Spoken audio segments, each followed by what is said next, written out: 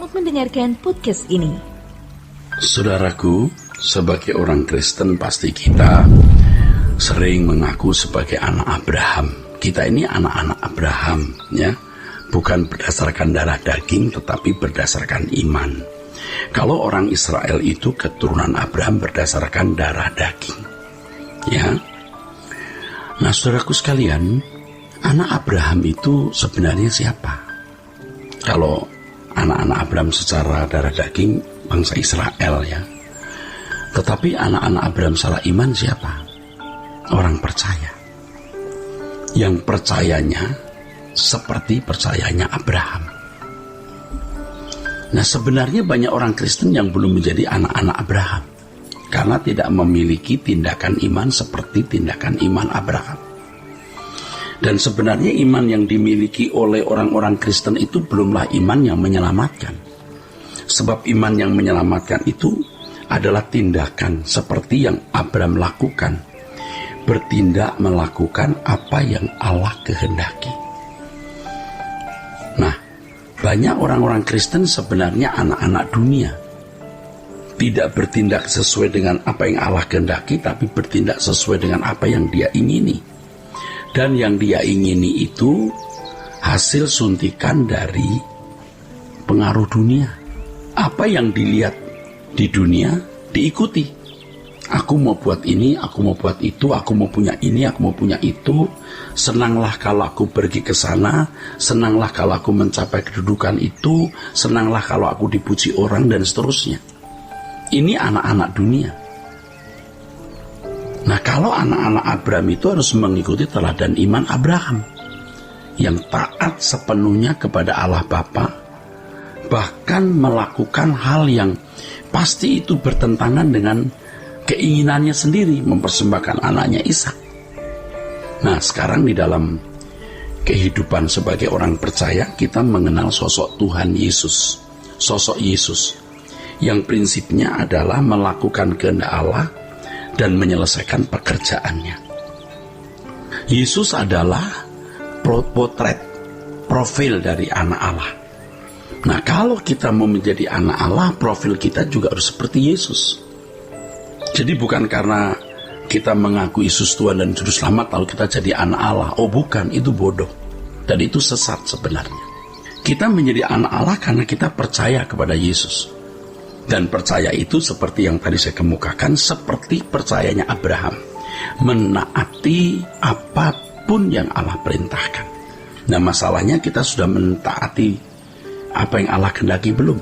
Nah, seperti Yesus melakukan kehendak Bapa dan menyelesaikan pekerjaannya.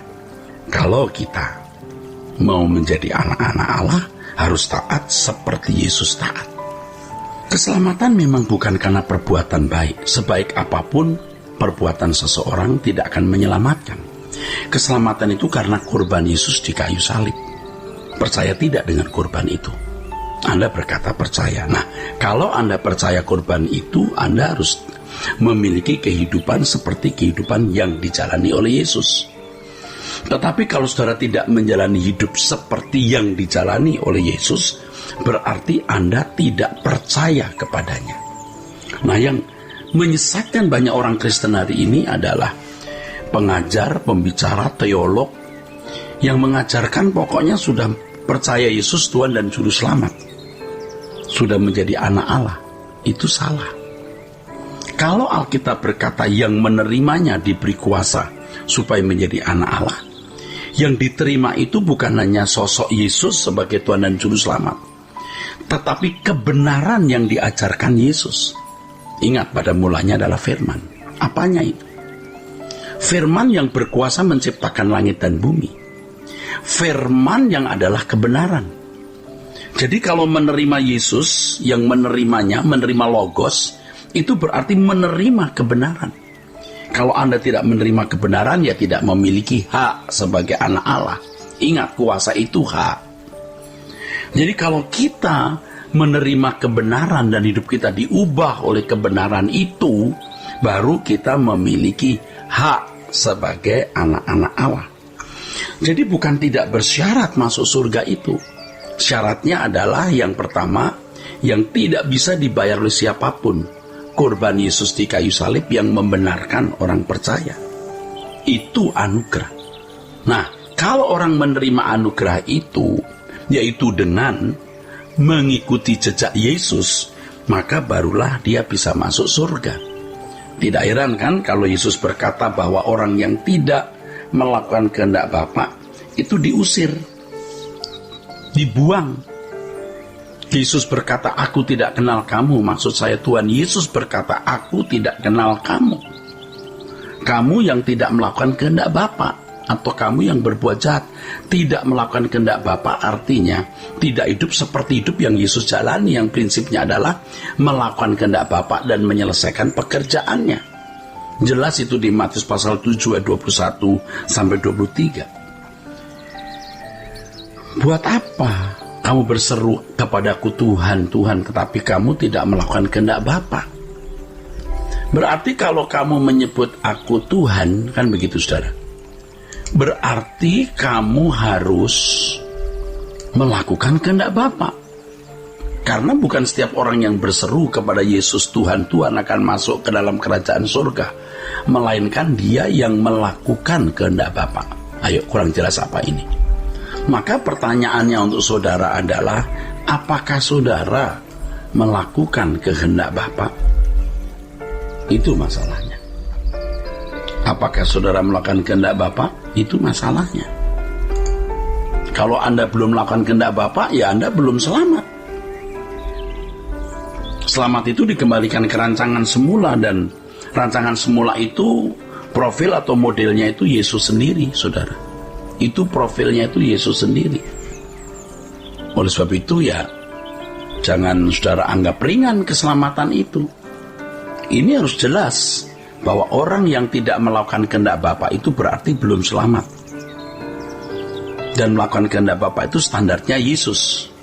Maka dikatakan selamat kalau orang makin seperti Yesus. Nah, seperti Yesus di sini maksudnya bukan kita mau menyamai dia loh, karena standar kita tentu beda dengan Yesus yang mulia, Tuhan kita. Maksudnya seperti Yesus ini adalah dalam segala hal yang kita lakukan, kita selalu hidup sesuai dengan pikiran dan perasaan Allah. Apapun yang kita putuskan, apapun yang kita lakukan selalu sesuai dengan pikiran perasaan Allah. Nah, soal masing-masing kita beda. Pergumulan yang kita alami masing-masing beda. Pergumulan yang dialami Yesus pada waktu yang mengenakan tubuh manusia seperti kita beda dengan kita hari ini. Tentu lebih berat Yesus, lebih berat. Tetapi dia bisa menuruti kehendak Bapa dalam pergumulannya itu. Nah, kita juga harus bisa mengerti kehendak Bapa dan melakukan kehendak Bapa di dalam pergumulan hidup kita ini. Dan masing-masing kita memiliki pergumulan yang berbeda. Tetapi kesamaannya kita melakukan segala sesuatu sesuai dengan kehendak Allah. Itu kesamaannya. Persoalannya bisa beda, pergumulannya bisa beda, tetapi kesamaannya adalah kita melakukan sesuai dengan pikiran dan perasaan Allah. Di sini dasar hukumnya itu pikiran perasaan Allah. Dasar hukumnya bukan kalimat-kalimat hukum, tetapi pikiran perasaan Allah. Jadi kita bisa berkata Allah itu hukumku. Pikiran perasaan Allah itulah hukumku. Nah, orang-orang yang dalam segala hal yang dilakukan sesuai dengan pikiran perasaan Allah, itulah orang-orang yang disebut sebagai anak-anak Allah. Itulah orang-orang yang benar bisa dikatakan sebagai selamat. Itulah orang-orang yang bisa dikatakan sebagai lahir baru. Jangan kita mendegradasi standar ini yang akhirnya menyesatkan banyak orang. Kiranya kebenaran ini memberkati kita. Sola Gracia.